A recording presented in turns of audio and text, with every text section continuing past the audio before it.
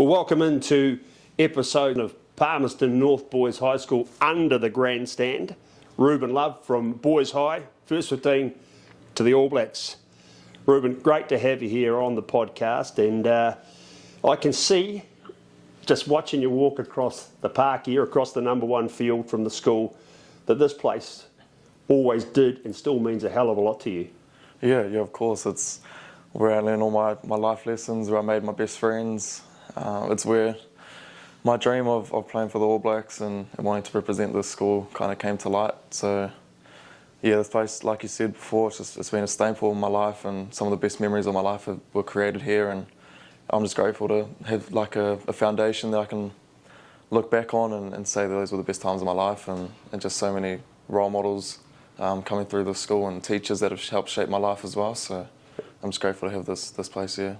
1979, I used to sit here up in the grandstand, and it probably I was always going to be a commentator and things. I used to sit there and commentate the first 15, and your dad was a superstar. He was an amazing schoolboy rugby player. He might have mentioned that to you. Yeah, just but did he instill it? Did you know from a really young age? Did you sort of know that this was going to be the place? Yeah, probably when I was about 10 or 11.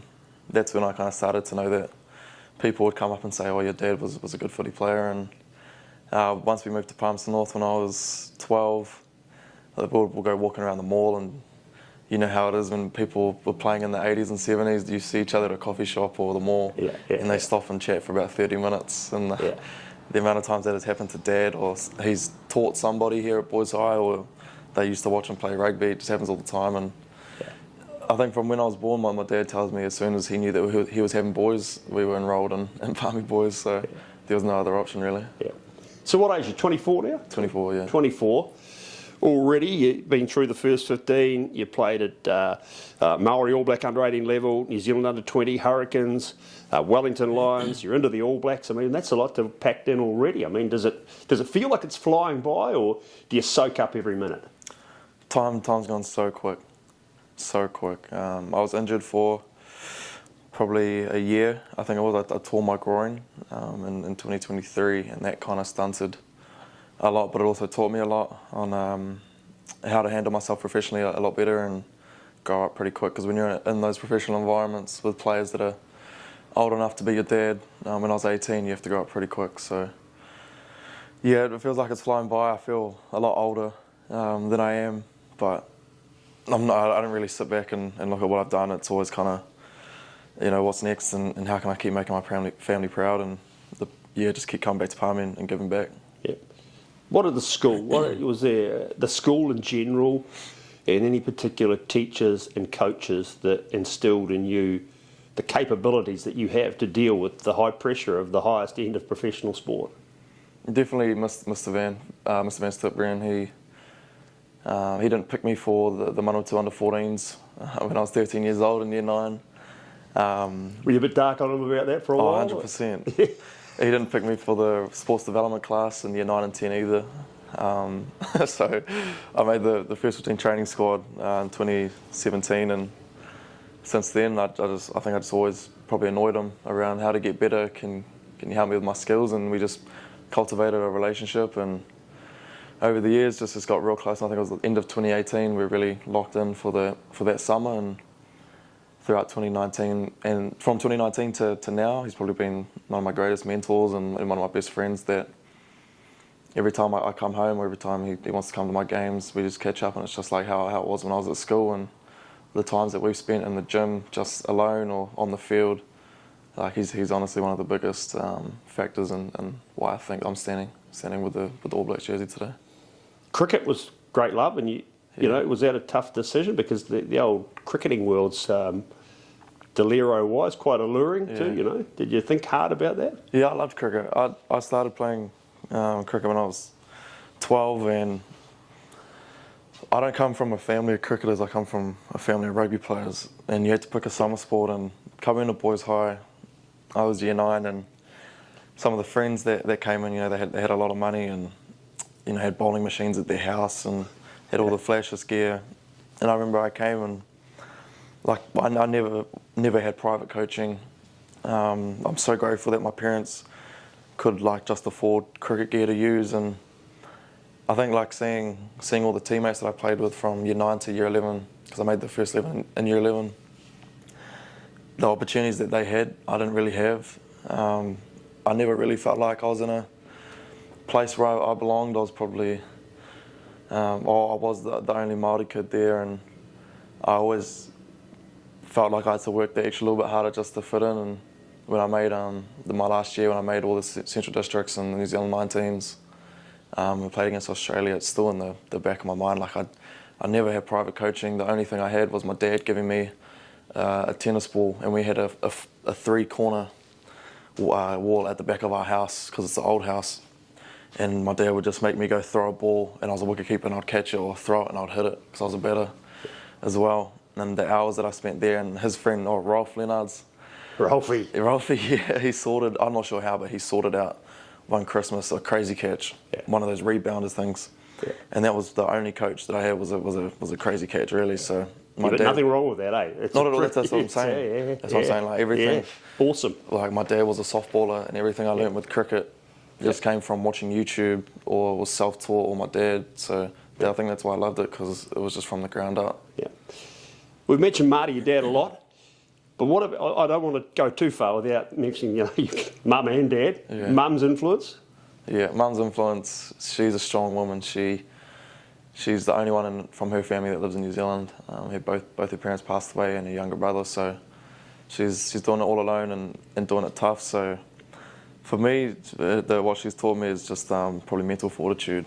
And I spoke about it just before, actually in assembly when I spoke. And when I left home when I was 18, just after prize giving for Boys High, I moved to Wellington, and she was saying goodbye in the driveway, and she was crying, just saying goodbye to her oldest son, and she just said, never let anybody tell you you can't do something, and never let anybody dim your shine. And hearing it from her means a lot more, just because I know what she's been through, being the only one in her family here, and being the only European in a Māori family as well. So.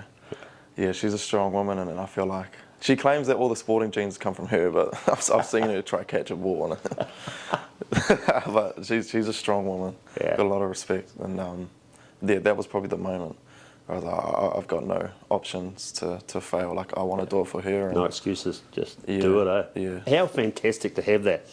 That is a tough moment for a parent, though, when you're oldest and everyone, leave that moment on the driveway. We've all been through that. It's not till you get older and you realise that. Yeah, and it's all before you. You're gonna have to live that moment one day too. All things being equal. Okay, look. So down to Wellington. What was that sort of always the plan? The Lions, and then into the Hurricanes. Well, my last year of school, I was kind of tossing up cricket and rugby. It's funny because some days I'd come home from school and be like, nah, it's not rugby. It's cricket. Or the next day I'd be like, nah, it's definitely rugby. But at the end of the day, like the Hurricanes came to my house, some of the management and the Lions as well, and they put forward a pathway. And end of 2019, I just decided that it was either go to the Under 19 Cricket World Cup in South Africa or spend a week with the Hurricanes in pre-season training. And it's ended up, I can't remember what it actually was. It probably would have been a toss of a coin or something, but we went with the Hurricanes. And day after prize giving, I think it was, moved to Wellington just to start with the Wellington Lions Academy, and worked in Fastway, the courier. Yeah, I worked in the warehouse there, just scanning bags, putting them in the desired destination where they're going, and did that from probably 5 to 7 a.m. Then would go to the gym, and then I was a teacher at Porirua College, but that only lasted probably 3 months, and then got brought into the Hurricanes to train. And so that becomes more full-time, right? Yeah, but I wasn't contracted. I was just, I think they must have had an injury and just needed someone to train against them. Yeah. And I don't know why they picked me, but I was lucky to get there, and that's when I first met TJ Perenara, and I was only meant to be in there for 1 week, and I think I ended up staying for 4 in the rest of the season. Yeah. And then from then on, it's just been rugby ever since. Yeah. But when you got to that Hurricanes opportunity, did you lock in? I'm not going anywhere. The door's been open, a bit ajar. I was so scared. I probably said 2 words. TJ said the other 98 out of 100 for you, probably. Definitely, he probably said 99. That boy can talk. But yeah, it was one of those moments where I'm tackling Nani Lamafi in training and passing the ball to Artie, and it was just, I never really I got starstruck off the field, but I don't know what it was. But when I was on the field, it was kind of like that's the time, for 80 minutes or however long training is, that's the time where everyone's equal. And you really have to prove yourself every time you go out into the grass. And that's the way I to this day, I still approach training, and I think that's how I did back then. So I just wanted to work for everything, and TJ was probably the greatest mentor that I could have had at that time. Yeah. TJ, wonderful to you. Artie will probably go down in history as one of the great players and one of the great personalities, characters of rugby. Well, what was he like to you in those early days?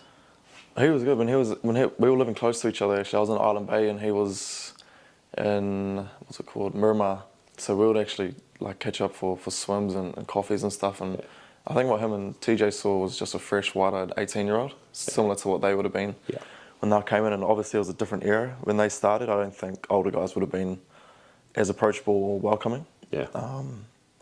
But times have changed when I came in, and they were just so welcoming, and they know what it's like being 18 when all your friends are off at the pub every night or at university, and you kind of miss out on your youth a little bit if you're really willing to go all the way with the stream. You kind of have to put that to the back burner. So yeah, Ards just continuously told me just keep your head down.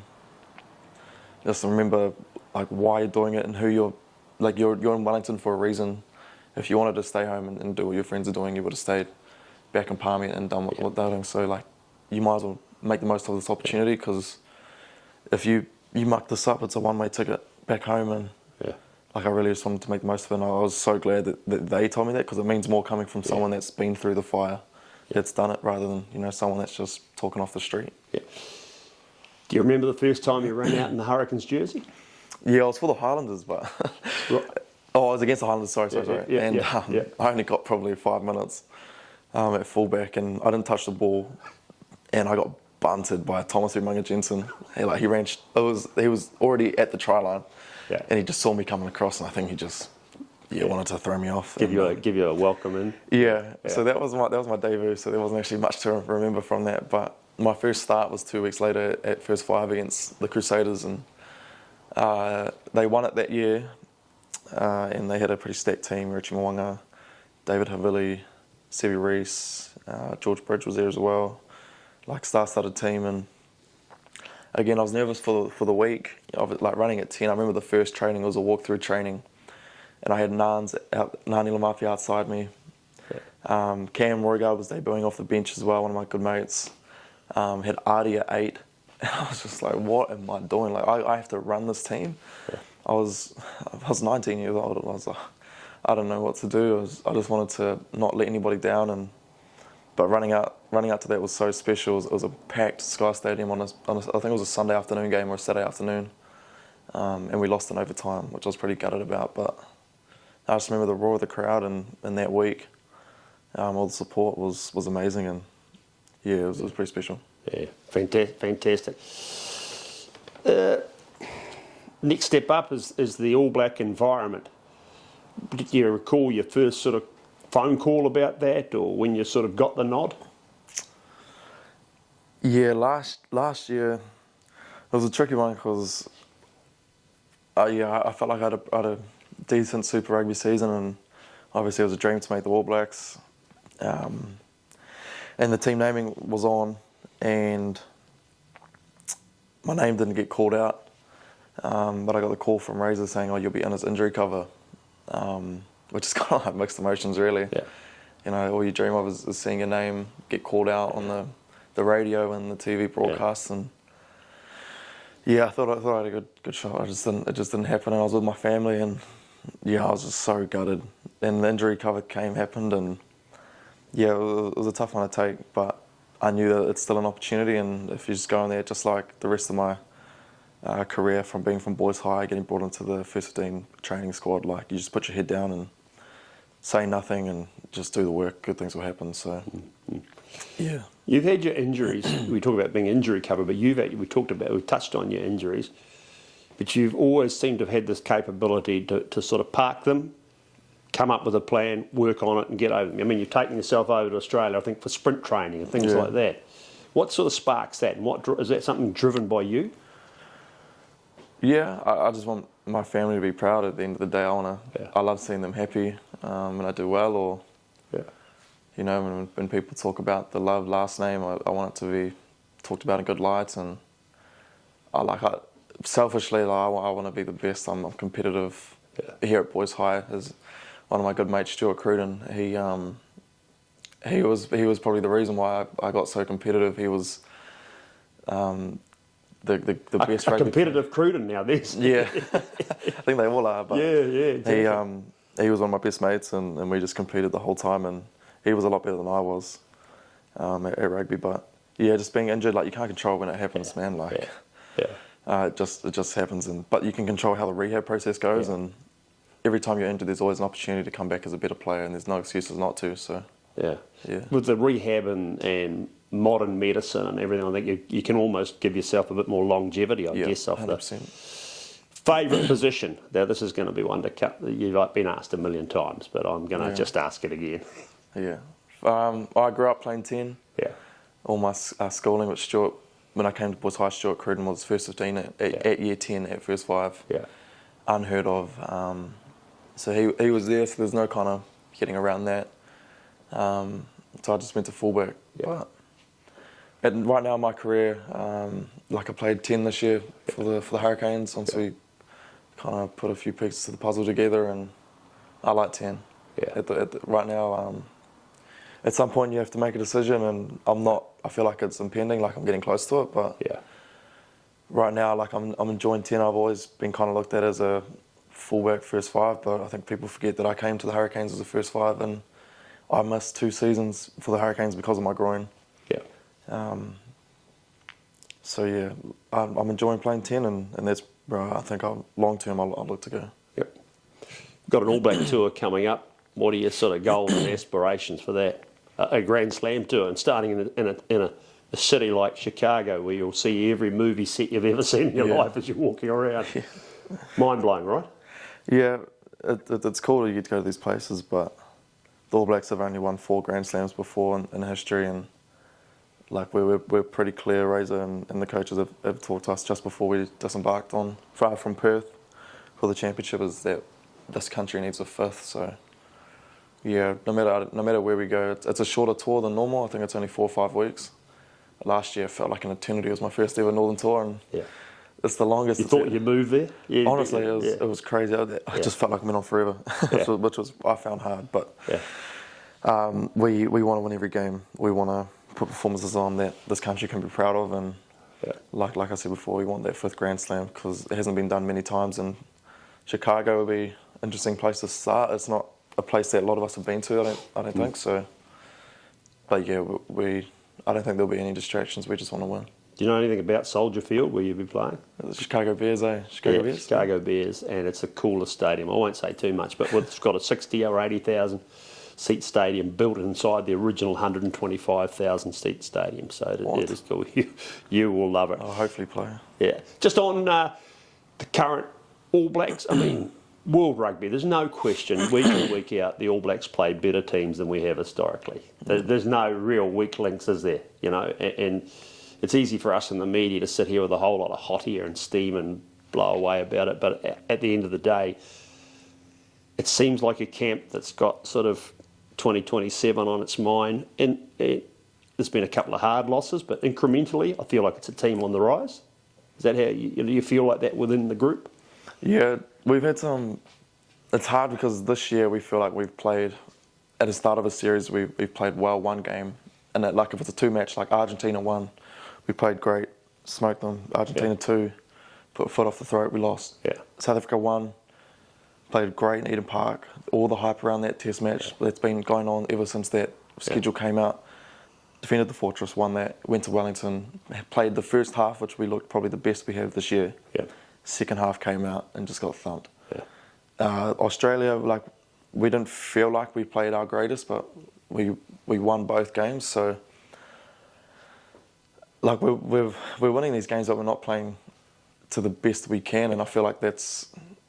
At one end of the stick, it's promising, and at the other, it's like, why are we not kind of getting that full cohesion that we're getting? And it's hard because we're All Blacks, man. Like you get into a camp and you have a week to prepare for a test match, I think that's one thing that people don't understand is we spend 6-7 months with our super franchise Yeah. doing that, playing against each other, studying how to play against each other. We come into camp and we have 6 days to prepare for the first game against France. And then you go on the rest of the season, we can't stay in camp the whole time as much as we wish we could. You know, you go back home to your families, you come back in and out of environments. So we definitely feel like we're getting better as a group, and the coaches are great. They're on us every week. No one's ever getting comfortable in this environment. You can't, because that's when you get comfortable, that's when you're out. Yeah. Young props, Yeah. locks, Peter Larkai, Lucy's coming through, Cam, yourself. Feels like it's all there though.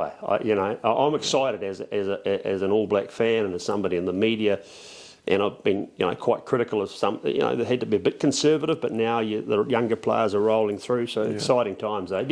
You say they can be like a long tour, but it must be quite a buzz when you get on that plane and go to Chicago, and then you'll have a tough test. Scotland will be hard. England, they'll all be hard. They'll all be hard. Yeah. There's no easy games in world rugby right now, and the minute you think you've got it, or I can just take my foot off the throat this week, that's when you get clipped. Like Argentina 2, I didn't play that game, but a lot of the reviews and stuff that came out is we're as hungry in the second game as we were in the first, and that's we talk about All Black standards, and we want to live up to those, if not lift them. So we know that the next 4 games are going to be very hard. Like Scotland came here, played the Māori All Blacks with their B team, put on great performances while the Lions series was on. Like they're no joke. But I'm looking forward to watching and catching up with Finn Russell as well. Yeah. Like Finn Russell's one of my. When I was coming up in high school, he was one of the first 5s that I loved to watch. Yeah. So. We're a little bit in New Zealand, a little bit negative towards overseas. You could easily come out and say Finn Russell's been the best 10 in world rugby for quite some time. Yeah, 100%. And on a day where his pack is performing, that guy's unstoppable in every respect of the game. So it's interesting that you sort of give a guy like that accolades. Let's come back to Palmy Boys now. You would have been hell of a proud of the 2025 team. Gee, they were within a hair's breadth of absolute greatness. They might have had to replace the 1983 team on the wall there.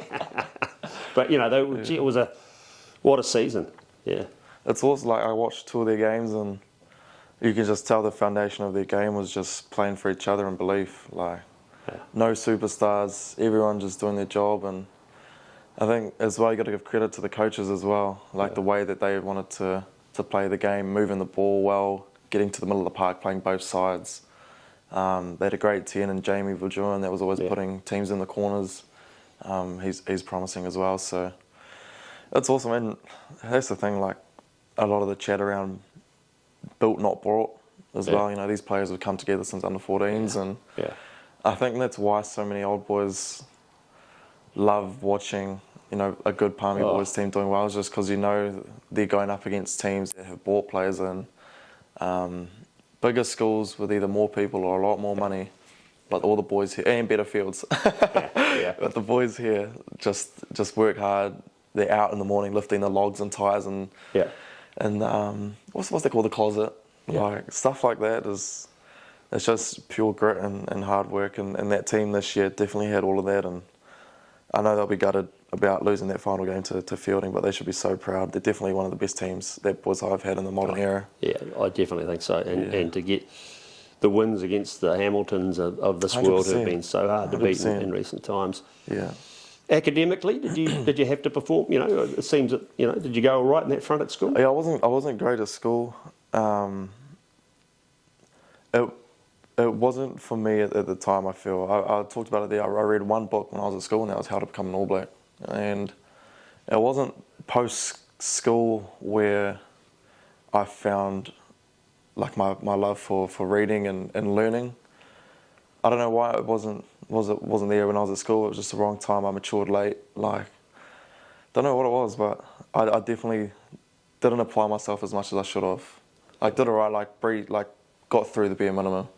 But there was, I love to learn, whether it's through sport or anything. I just love getting better and tapping into that potential that everyone has. But school, I definitely just was one of those kids that school wasn't for me academically, and I wished I applied myself a lot more. And there are a few teachers that I'll probably go back and say sorry to that I didn't give all of myself to their fields. But I bet you they understand. I mean, they get it, right? Oh, it's just, you got to grow up, eh? Like, you look back now and you think you know everything when you're a teenager and stuff like that. But yeah, I said it in there when I was talking to Sam, but you just got to be so grateful that these teachers have the patience that they do, and the way that they shape young men's lives is, like we were talking about before, like it seriously goes for the rest of your life, and the way that you view kids and growth in a teenager is part of it is shaped by the teachers that we have, and it's so imperative that a good role model can be at the front of the class, help supporting learning and stuff like that. So yeah, I definitely wish I tried a lot harder. Yeah, I think I got dragged, well, not dragged into, went into Tim O'Connor when he was rector here, and he closed the door and he said, right, he opened up my file, he said, you were a bloody disgrace. And I go, but I look at all the teachers, the Wigglesworths, the Doyles, the Cahoons, the Costleys, who for whatever reason just took the time to knew what, kind of understood the immaturity or whatever it was, and just still coached the best out of you. 100%. Yeah, that's what's... It takes a lot of self-awareness to do that as an adult, I feel. Yeah, and I'm like you too. I look back and go, gee, if only I'd sat in that D block at night for half an hour and concentrated, things might have been different.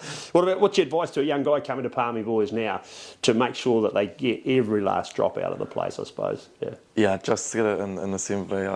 The biggest thing that I wish I could have told myself, the two things was looking after your future self, and that was around making decisions now that my future self in a day or an hour or a week's time will look back and be thankful for. Like, example for my trainings, like I always want to make sure the first 10 minutes of the session is the best, because at the end of the session I'll look back and go, okay, that was the quality, that was the first 10 minutes of the game, the way that I can set that up. And the second thing that I wish I could tell myself coming into Boys High was, on the other side of fear is everything that you've ever wanted. And that's purely because I was a small kid. I never made the A-teams at Boys High, under 14Bs, 15Bs, the under 16Bs. And I was lucky 2 people dropped out of the first 15. They actually dropped out of school to go work in apprenticeships. So that I was just there by default. Cool. And I was always just fearful. I was recluse. I was just the back of the class kind of kid.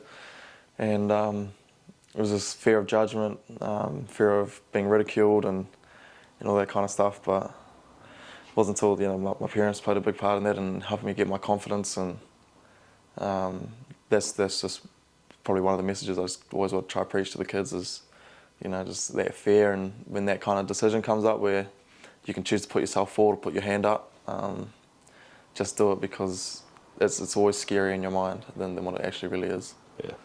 Yeah. Oh, Ruben, this has been such a great chat, mate, and I'm inspired. I want to go and hit my day jobs a lot harder, just on some of the stuff you've said to me. But we are privileged, I think you agree, to have gone to this school, and when you get to my age, which hopefully doesn't happen too quickly, although Marty is quite a few years older than me, your dad, so I'm still a kid compared to him. But it just and the tightness of the group of your friends and things, that'll play through forever. We got the Palmerston Old Boys High School Auckland Mafia. We're talking. We love sitting there with Grammar and Kings and St Kentigern's boys and talking about Super 8's much harder than your competition up here. We kind of we love that stuff. I'm going to end with a quick quiz, because we did this on the radio together a while back, and so the quiz: who scored? And I'm going to change the question and make it a bit easier for you. He held the NPC scoring record in a match. He was a fullback on this occasion, and he scored 28 points in an NPC First Division match, and held that record of scoring for, I think it was like close to 15 or 20 years. Answer, please. Martini Love. Martini Love. There you go, playing fullback that day. Pinky Finlay must have been injured, I think, and Marty might have dropped to fullback against Waikato. Mark Finlay. Yeah, Mark Finlay, very fine All Black, very massive for Manawatu. North Harbour, played up in Japan a lot too, and he was in your dad's '79 team as a fifth former at fullback. He was superb, Mark Finlay. Second question: over 6 seasons, only 3 players played number 8 between 1978 and 1983. Rolfie Leonards, Emilsi Koloto, and one other player. Yours truly. Hey, you got it, mate. You're on the money now. You're on the money. Hey, look, Ruben, this has been fantastic. Thank you for joining us on an episode of Bruce Hemmer's place down here under the grandstand. It's a special place, right? and we look forward to following your progress for many years to come. There you go, that's been an episode of PNBHS Under the Grandstand. Look forward to the next one. You never know who's going to be next. Years may pass, but the stories remain. Old boys, young hearts chasing the flame. Supporters and mentors with pride so steep. PB's got the legacy that runs so